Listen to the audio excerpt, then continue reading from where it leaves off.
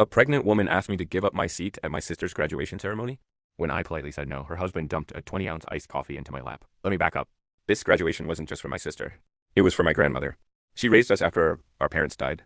She worked double shifts in a hospital cafeteria for 20 years just so my sister could be the first person in our family to get a degree. She's 82 now, walks with a cane, and has bad knees. This day belonged to her. I got to the auditorium an hour early, specifically to grab two front row seats near the exit so she wouldn't have to struggle with the stairs. I put my jacket on one seat and sat in the other, texting her that I was ready. 10 minutes later, the auditorium was packing up. That's when we walked up. An older man in an expensive suit and his much younger, pregnant wife. She pointed a manicured finger at the empty seat next to me. Is anyone sitting there? Yes, ma'am, I said politely. I'm saving it for my 80-year-old grandmother. She's packing the car right now. The husband didn't even look at me. He just steered his wife toward the chair. She's pregnant. My daughter's valedictorian. We aren't sitting in the back. I put my hand on the chair. Sir, I'm sorry, but my grandmother physically cannot climb the stairs to the back rows. This seat is taken. That's when he decided to make a scene. He stepped back and raised his voice so the entire section could hear. You're seriously going to make a pregnant woman stand? What kind of selfish brat are you? It worked. Heads turned. A woman behind me tapped my shoulder. Sweetie, just let her sit. You can find your grandma another seat. No, I said, my voice shaking but firm. I got here an hour early. She needs the seat. The wife chimed in, putting on a show, rubbing her belly. My feet are so swollen.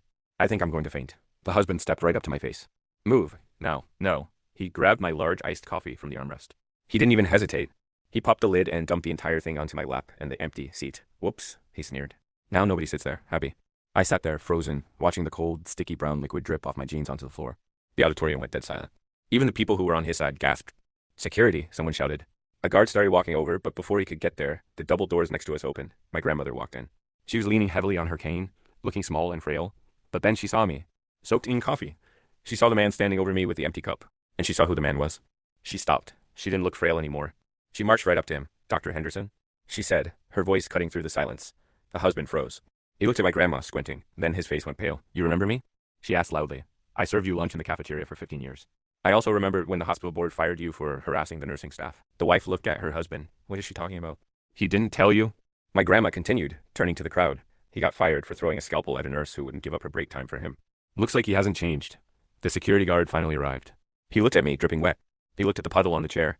Sir, the guard said to the husband, you need to come with me, now. I didn't do anything. He spilled it on himself. The husband lied. We have cameras, sir. And 300 witnesses, the guard replied. Assault and destruction of property. Let's go. The husband tried to argue, but the crowd started booing him. Actually booing.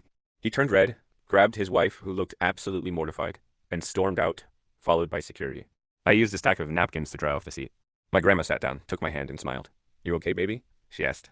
Yeah, I said, watching my sister walk across the stage. I am now. Best graduation ever.